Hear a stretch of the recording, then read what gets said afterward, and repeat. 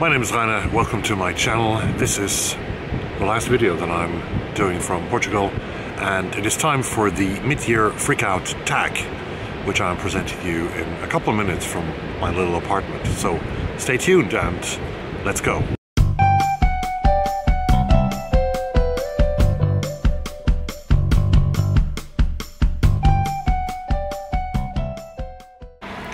So let's do the mid-year book freakout tag. And let's do it on the balcony close to midnight here in Portugal. And I leave a link down below to the people who originated the tag a couple of years ago. The mid-year book freakout tag is definitely one of the best tags I know here on BookTube. And let's get started with the prompts.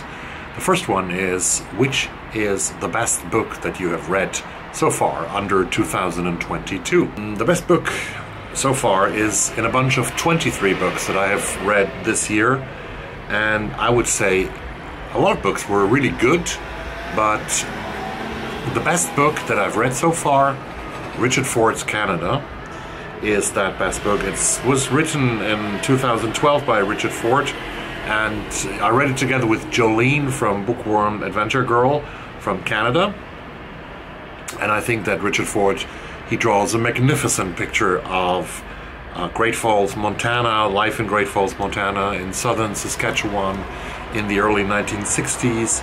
He draws a picture of an American family torn apart and about starting again, about life's random things that we cannot change and that can form our personality and can form and change even our destiny. We try, that is all we do. We try is one of the major sentences at the end of the novel. This is really something about the human condition, very well crafted, 400 plus pages of perfect writing. The best sequel that you've read under 2022. The best sequel I have read must be April in Spain by the British author John Banville, who has won the Booker Prize earlier. Actually, he's an Irish author. I'm sorry. Sorry, John. Dublin pathologist Quirk travels with his wife to the Basque Country in northern Spain on a holiday in the 1960s, and suddenly he sees a young woman that he recognizes from his life in Dublin, and he's very astonished because actually he thought that this young woman was dead. But apparently she lives, and this is the beginning of a very intricate thriller story in northern Spain and the Basque Country. John Banville introduced his Irish pathologist already in his novel Snow a few years earlier, so this is the sequel, is, if you want, is April in Spain by John Banville. Number 3, a new release you haven't read yet but want to. 1 week ago, the American author Kali Fajardo-Anstine published her first novel, Woman of Light. I've listened to the audio version of her short story collection Sabrina and Corina 2 or 3 years ago. It was shortlisted for the National Book Award in the United States. Let's do what the publisher is writing about Woman of Light here. Luz Little Light Lopez, a tea leaf reader and laundress, is left to fend for herself after her older brother, Diego, a snake charmer and factory worker, is run out of town by a violent white mob. As Luz navigates 1930s Denver, she begins to have visions that transport her to her indigenous homeland and the nearby Lost Territory. Luz recollects her ancestors' origins, how her family flourished and how they were threatened. She bears witness to the sinister forces that have devastated her people and their homelands for generations in the end. It is up to Luz to save her family's stories from disappearing into oblivion. This reminds me of the characters that Kali Fajardo-Anstine already used in Woman of Light. So this book, I've ordered that book actually today, and I hope to receive it in about 2 or 3 weeks from now. The most anticipated release for the second half of the year is a question that I have to pass because I have no overview of what is coming out in the next half of the year, in the second half of the year, and I haven't read the catalogs of the great publishers yet. Number 5, the biggest disappointment. That was also, unfortunately, an easy question for me. The biggest disappointment to me was Brown Girls by Daphne Palasi Andreadis. This is a nothing but nice and comfortable book about girls about brown girls and the definition of brown in the sense of Daphne Palacia Andreades is everything else, everybody else who's not white is brown. It was not my piece of cake. I think it's more for a younger generation. I would love to hear from people who love this book, Brown Girls, and who tell me why they loved it and what I have missed. So please do that. Goodreads has a 4.02 average rating for this book. I would give it a 2.4 or something. That was the biggest disappointment that I had.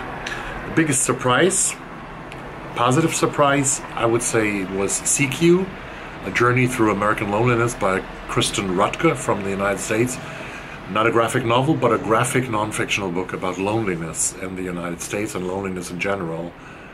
Great work, great artwork, and very well thought and structured. And poetic as well. A favorite new author, debut or new to you, is question number 7. And here I would go for 2 authors, if that's allowed.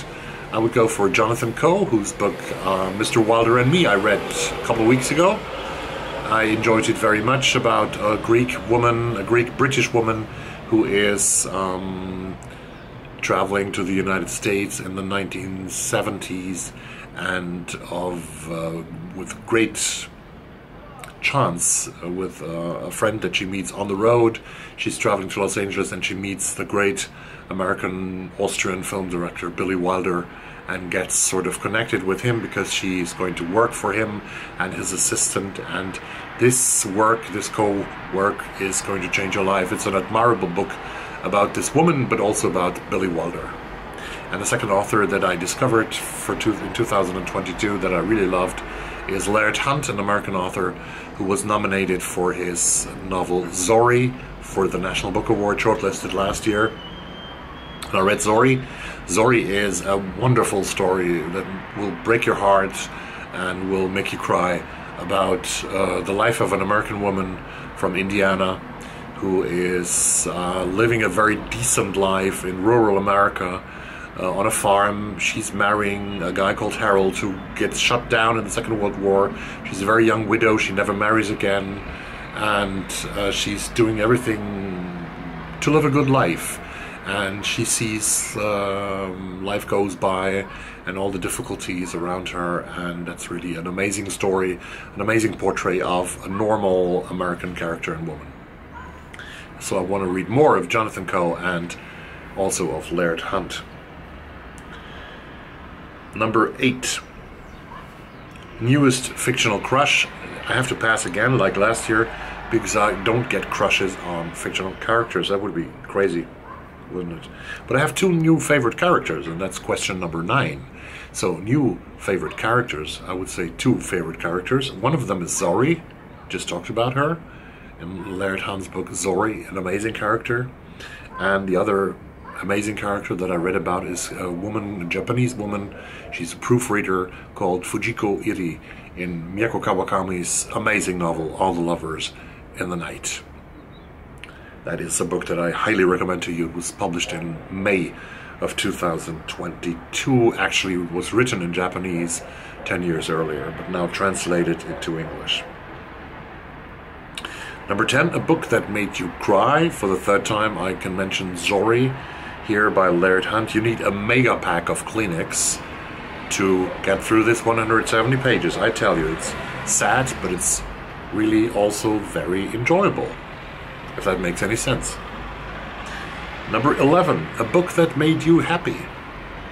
Good books make me happy because when I read good passages in books, when I see a very good writing, then I really feel good, and I love that very much. And I had a couple of moments this year when I was reading, so I will mention a couple of books here. This Jörg Fause's Rohstoff that I listened to, my favorite German author who died very young. He was sort of very influenced by Jack Kerouac and William S. Burroughs. And in Rohstoff, he's talking about a German writer who is traveling to Istanbul, gets addicted to heroin and in Istanbul, but the way he writes is still surprising me. I loved that when I was pretty young, but I still loved it when I listened to it this year. But there are so many more books, and I can't talk so much about every one of it. Alex Olean's We Want What We Want, a collection of Canadian-American short stories. made me happy. Kazuo Ishiguro's The Remains of the Day, the amazing use of the English language. Monica Ali's Love Marriage is a nice new book that you should read. Richard Ford's Canada, I talked about it, my favorite read of this year. Jonathan Coe's Mr. Wilder and Me. Miyako Kawakami's All the Lovers in the Night. And finally Laird Hunt's Zori. Made me happy at times, not all the way, but at times in certain passages. 12 is the most beautiful book or books that you've bought so far in 2022.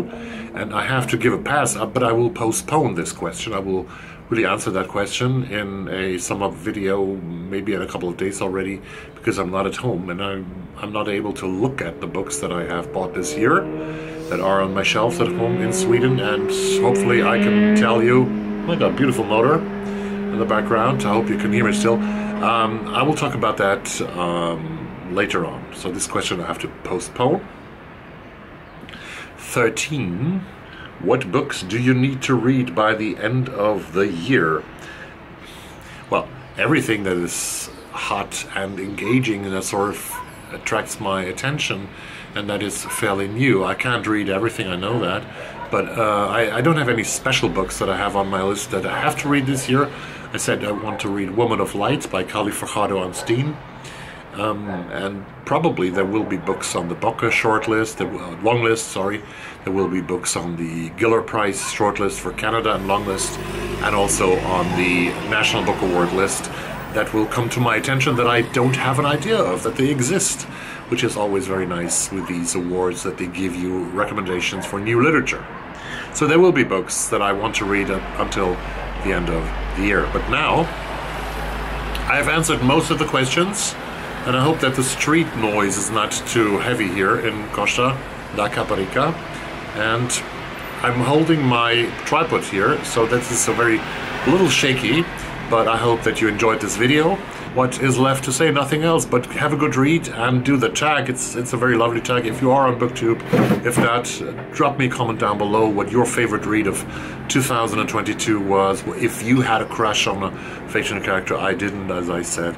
And, well, have a good time. See you soon, and bye-bye. Bon nature.